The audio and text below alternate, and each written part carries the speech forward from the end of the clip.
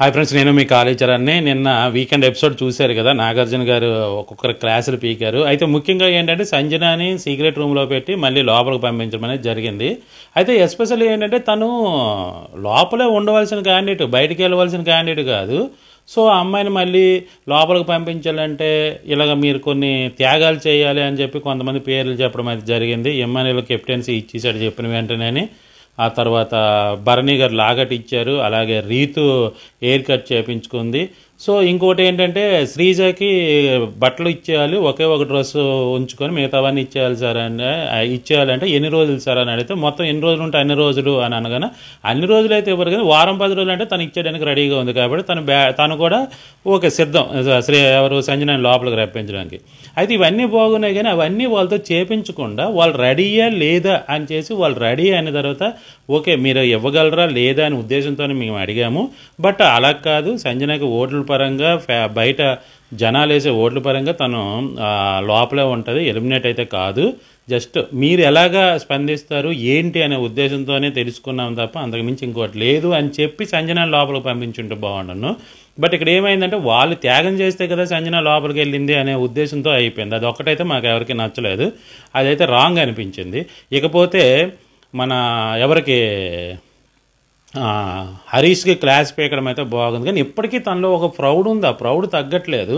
అది మాత్రం చాలా దారుణంగా ఉంది. ఇంకోటి ఏంటంటే సంజనాని లోపలికి పంపించడానికి ఛాన్స్ ఉంది అనే ప్రతిసారి కూడా హరీష్ క్లోజ్నే ఎడిట్ వేస్తున్నాడు. అంటే హరీష్ అమ్మ వచ్చేస్తున్నావా మళ్ళీ, అయితే నేను లోపలికి పంపించేస్తారా, అమ్మ ఎంత చేసి మళ్ళీ లోపలికి పంపిస్తారా ఏంటి అనే ఆలోచన మనడుకు రగిలిపోతుంది. తర్వాత తన లోపలికి వస్తే అందరు వెళ్ళి రిసీవ్ చేసుకున్నారు. హరీష్ మాత్రం కదలలేదు. అంత ఈర్ష్యాభావంతో ఉన్నాడు, అంత మామూలుగా కాదు. అంటే పూర్వజన్మలో నాకు తెలిసి మగధీర సినిమాలో విలన్ కూడా అంత గజ్జి పెట్టుకోలేదేమో రామ్ చరణ్ మీద. కానీ ఈయన మాత్రం ఎన్నెన్నో జన్మల దగ్గర నుంచి సంజనాకి నాకు పడట్లేదు అనే రీతిలోనే మనడు అంత గజ్జి పెట్టుకోవడం అనేది జరుగుతుంది. సో ఇది ఎస్పెషల్లీ మనోడికి అసలు యాక్చువల్గా ఈరోజే పంపించాలి, పంపించకుండా అలాగ వస్తున్నారంటే కంటెంట్ కోసం అయితే వస్తున్నారు, ఏదో ఒకటి జరుగుతుందేమో అని చూస్తున్నారు. కానీ అంత సీన్ లేదు, మనోడు కుళ్ళుకుంటాడు మామూలుగా కాదు. స్టార్టింగ్ నుంచి ఇదే ప్రాబ్లం అయితే మనోడి వల్ల వస్తుంది. ఇదైతే డెఫినెట్గా కనిపిస్తుంది, చాలా క్లియర్గా కనిపిస్తుంది. అంత ఈర్ష్యాభావంతో ఉండక్కర్లేదు. అంటే ఇక్కడ ఏంటవుతుందంటే తనని దొంగ దొంగ దొంగ దొంగ అనే ముద్ర వేయాలని చూస్తున్నాడు. మళ్ళీ దొంగల కంటే దొంగను నేనే అనిపించుకోవాలి, నువ్వు దొంగతనం చేస్తే నీకు తలదన్నే టైప్ ఆఫ్ మనిషిని నేను అని తనను గుర్తించాలి అనే ఉద్దేశంతో బాధపడిపోతున్నాడు. కానీ అది అవ్వట్లేదు. తర్వాత నన్ను ఎవరూ పట్టించుకోవట్లేదు, ఎవరూ నన్ను వాల్యూ ఇవ్వట్లేదు అంటారు. నువ్వు ముందు మనుషుల్ని గెలుచుకో, ఆ తర్వాత మిగతాదాన్ని ఉంటుంది.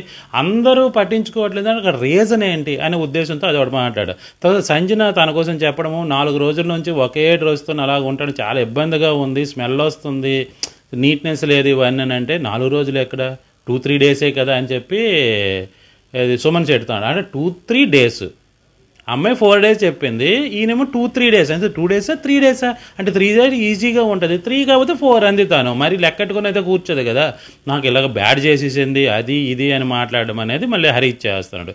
సో ఈ విధంగా అయితే టోటల్గా చాలా చాలా చాలా హరీష్కి అయితే బ్యాడ్ ఉంది.